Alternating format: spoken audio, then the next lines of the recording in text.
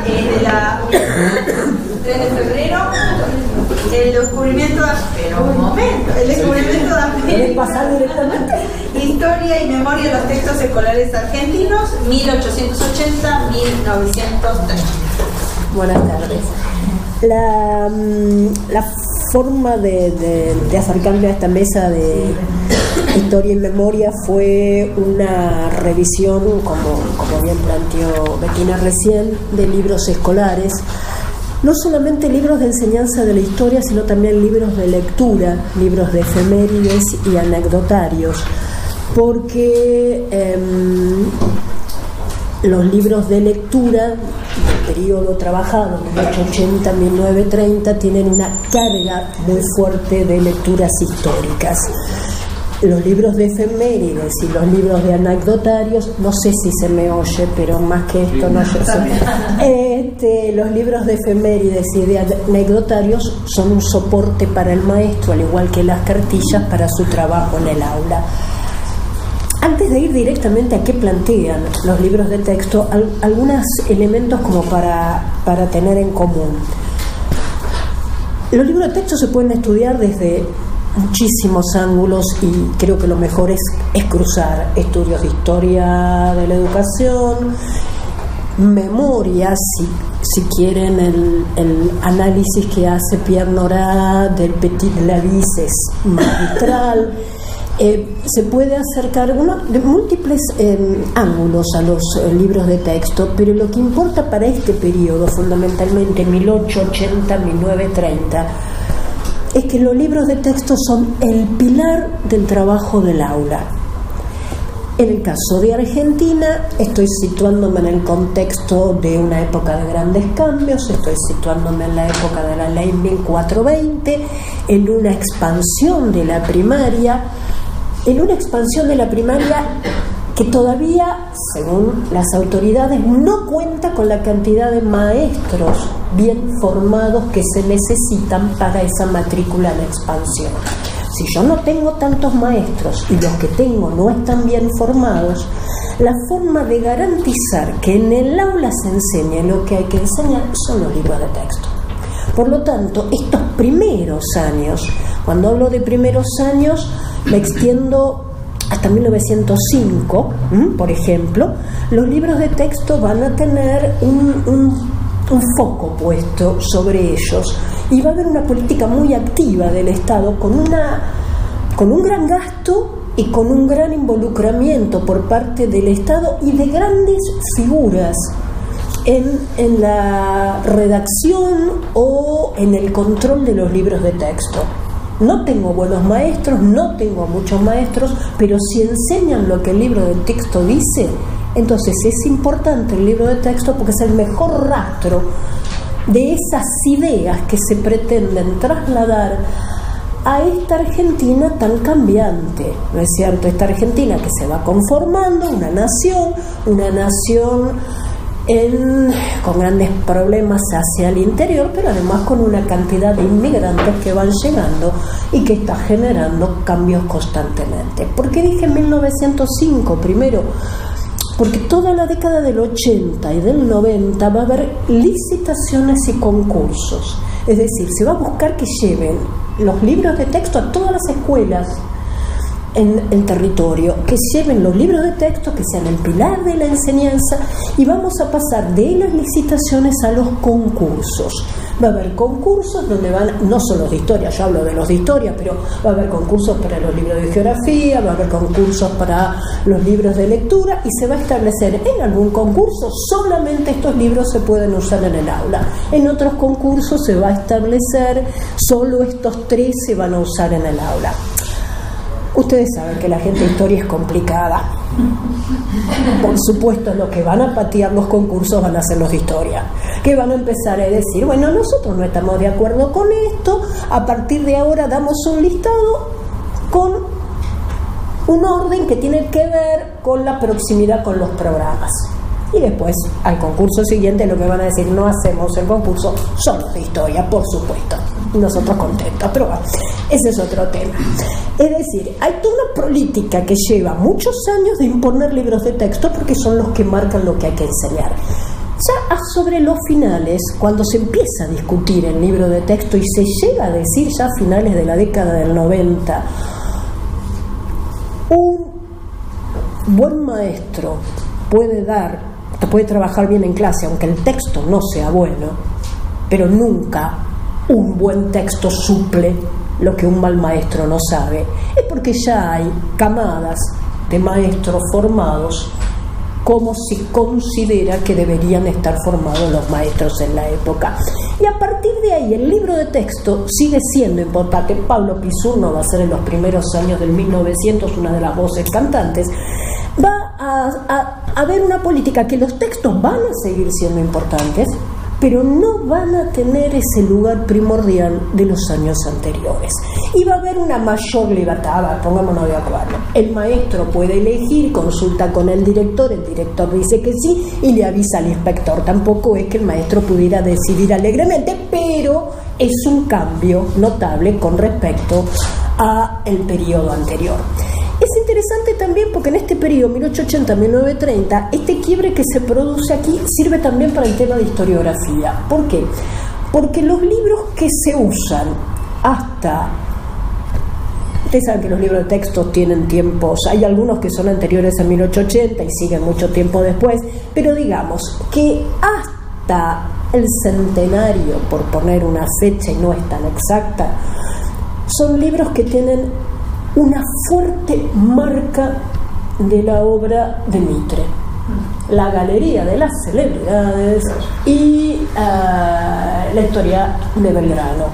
Son las obras que marcan a los libros de texto. Y poner Mitre me dijo que este libro era bueno en la primera página es lo que los autores hacen en todos estos primeros años. Entonces tenemos una reproducción con mejor nivel de lo que Mitre ha planteado como que es lo que se debe enseñar de historia argentina, hasta, ya les digo, con fechas fluctuantes, 1910, donde la nueva escuela histórica ya está presente. Y la gente de la nueva escuela histórica, Cavia, por ejemplo, hace libros de texto para primaria, él mismo los hace. Y en el caso de Levene está Collinghoff con una producción de un libro para el centenario ilustrado. Así que los libros tienen en esta etapa un peso muy grande. Y si bien he trabajado diferentes temas vinculados a historia argentina, en este caso en puntual me dediqué a ver qué pasa con América. ¿Por qué? ¿Qué pasa con América? Primero y principal, América no está en los programas. No se enseña historia de América en primaria en toda esta época. Ustedes pueden hacer todo el seguimiento de los programas. La historia de América no está. ¿Qué hay? Historia, nociones generales e historia argentina. No hay libros que respondan a esos programas porque no hay programas. Entonces, cuando aparece algún libro de América, en los concursos vos encontrás, sí, bueno, el libro de Barros está, pero no responde a ningún programa. Fuera. Entonces, ¿qué podemos nosotros entender de la historia de América en función de estos libros que sí enseñan nociones generales o historia argentina? Eso es lo que estuve rastreando, a veces con mínimos aportes de algunos de estos libros.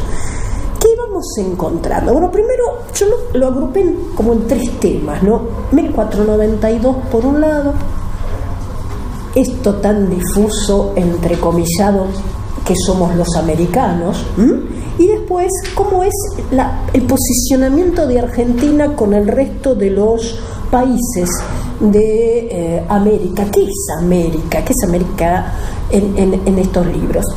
Lo primero que encontramos, si vamos a los libros de nociones generales, los que funcionan al principio son 2 textos. Uno es una traducción que hace Juan Tufró de un Lavis. Así que le agrega 25 de mayo, 9 de julio, pero bueno, es una traducción de un texto muy breve de Ernest Lavis. Y también el otro texto que funciona para Edad Moderna, hay uno de él también para Edad Media y hay uno de Historia Sagrada que también se ve funcionar en las bibliotecas y demás, es del que fue ministro de Educación en Francia, de Victor Duruy. Así que los libros normalmente de nociones generales vienen de afuera. ¿Qué plantean con respecto a América? Obviamente que su historia empieza en 1492. ¿Y a qué se dedican? Bueno, se dedican fundamentalmente a los grandes nombres que tienen que ver con Colón, los descubrimientos y demás. No pongo muchos ejemplos, pero por ejemplo, la primera mención de Duruy a la población americana es cuando hace referencia a los guerreros mexicanos enfrentados a Cortés en 1519. Si vos lees hasta ahí, esto estaba vacío. Ahí había población en América. Es decir, es importante tenerlo en cuenta porque hay que configurarlo, ¿no es cierto? Y no se pongan a revisar, esto es un paréntesis, libros del siglo XX bien avanzados que tengan historia de América, pues se van a encontrar un montón de mapas en blanco con los viajes de Colón marcados. Se me ocurre que más de uno está acordándose de alguno. Bastante avanzado el tiempo. Vos ves el mapa, el continente, ponete en la cabeza del chico, el continente está en blanco. Entonces, lo primero que tenemos es esto. La historia americana empieza en 1492. Esta historia americana empieza con una marca bastante fuerte. Vamos a reducirlo a civilización y barbarie por plantearlo en términos que todos podemos entender. América estaba poblada por salvajes, llegan y hay capítulos dedicados a los distintos personajes que tienen que ver con el descubrimiento, con la conquista, con la colonización. El tema está que me voy de los libros producidos afuera, publicados por Hachette, y vengo a los publicados acá y que son de autores nacionales, y lo que encuentro no me cambia mucho la situación, porque si yo busco libros de historia argentina voy a encontrar compendio de la historia argentina desde el descubrimiento del Nuevo Mundo hasta compendio de la historia de las Provincias Unidas del Río de la Plata, desde su descubrimiento hasta... Es decir, esa es la fecha inicial de la historia de América. Voy cruzando esta primera etapa al segundo planteo que hago, americanos. ¿Qué son los americanos? ¿No es cierto? En todos estos libros, y esto cruza los 2 periodos en cuanto a referencias historiográficas, porque en este tema no hay grandes variantes. Los 2 periodos señalan con mucho peso el tema, la población indígena, muy fuerte el tema del color, compararlos con membrillos cocidos, por ejemplo, ¿no? El tema del color, esto que es válido, la población europea y católica es lo que corresponde. Prácticamente todos sabemos cómo se configura la memoria y cómo la omisión hace a la construcción de la memoria. Prácticamente no hay menciones de población mestiza, prácticamente no hay directamente menciones de población mulata. Hay algún autor como Larraín que dice: en Buenos Aires para 1740 se hizo un censo y había más negros mulatos que blancos, pero es el único que dice semejante cosa, los demás no lo plantean. Por lo tanto, hay generaciones y generaciones que se han criado leyendo cuáles son los componentes de la población argentina, y lo que no leo no está, ¿de acuerdo? Entonces, vamos conformando una población.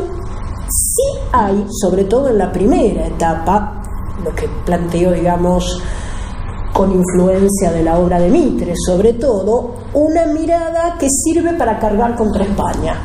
Es decir, el maltrato de España a los indígenas se completa también con la introducción de esclavos.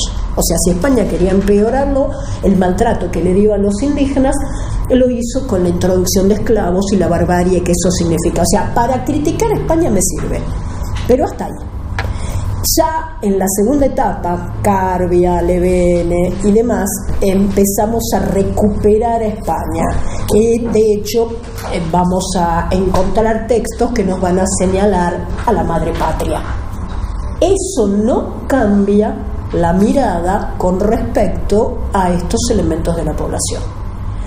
Americanos empieza a ser un término difuso. En algún momento se habla de un gran americano, bueno, siempre salta Hernandarias, ¿no es cierto? Parece que ser americano en algunos casos es un mérito, pero no queda muy claro quiénes son los americanos. Cuando te acercas a invasiones inglesas y Revolución de Mayo, americanos mutan argentinos, argentinos en porteños, los heroicos somos los porteños siempre, eso está clarísimo. Entonces el resto se va licuando, pero ahí sí, españoles malos, americanos buenos, está bastante más claro. No en el caso de Carbia, que señala que así como el hijo mayor de edad se va de las casas de los padres porque ha crecido, dejamos de ser colonia, aunque España es nuestra madre patria porque ya hemos crecido. Entonces se va planteando un componente étnico que queda ahí complicado, que se retoma más adelante en el tiempo, cuando ya entramos en historia argentina, para tener su mejor versión con la inmigración. Esa inmigración que, sumada a los componentes previos, marcan una Argentina blanca y europea. Y acá vamos encontrando esta excepcionalidad de la historia argentina. Esta omisión, que por eso lo hago explícito en el trabajo, esta omisión en las primeras páginas cuando se habla de la América colonial, de alguna manera da forma a esta excepcionalidad. Argentina es superior a Paraguay indiscutiblemente porque no tiene sangre indígena. Entonces, ese es un elemento que no podemos descontar en esta mirada de la historia de América, porque es lo que se va planteando durante mucho tiempo. Y aclaro, corté en el 30, pero esto se prolonga, ¿eh? El recorte está en el 30, pero esto se plantea más prolongado. Y esa excepcionalidad argentina se va dando también con otros elementos. Es la Argentina la revolución que no fracasa, es la Argentina la que exporta la libertad, ni les cuento las comparaciones en La Plata, y esta descomposición del virreinato que se vive como una pérdida territorial. El caso de Bolivia, que se va viendo como una pérdida territorial. Seguimos con la guerra con el Brasil. Y si quieren completarlo, para cerrar todos estos libros, los temas que le dan forma a todo esto y cierran esta excepcionalidad argentina: la inmigración y el progreso, por un lado, la guerra del Paraguay, que se hizo nada más que para liberar al Paraguay del tirano, y esta imagen de una Argentina absolutamente diferente y superior del resto de América Latina.